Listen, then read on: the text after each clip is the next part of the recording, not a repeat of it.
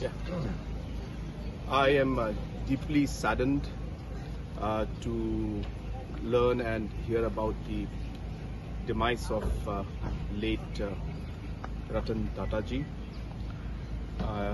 He was, of course, a very, very well-known figure, not just because of how he transformed the industry, transformed the Tatas, but also for all his philanthropic work, and especially his kindness to people of all statures.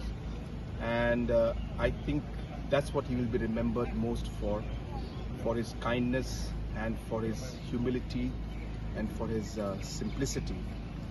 Though he never had come directly in touch with us during his lifetime, but like many other states and many other organizations and many other people, late Ratan Tata ji had touched many lives.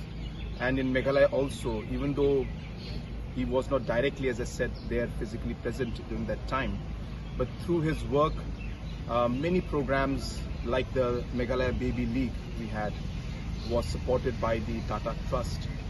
Whether it was even during the COVID time, when we were facing large challenges, supplies of different products were given by the Tata Trust, not just to our state, but to many, many other states and to many, many other communities and organizations. And that's the kind of impact that a person can have, and that speaks volumes of what late Ratan Tata ji had contributed. As I said, it's not just about him, but the ecosystem he created around himself has transformed people, transformed companies, transformed lives, and he has left a mark in the nation and in the world as a whole, which I'm sure will be very, very difficult to replace.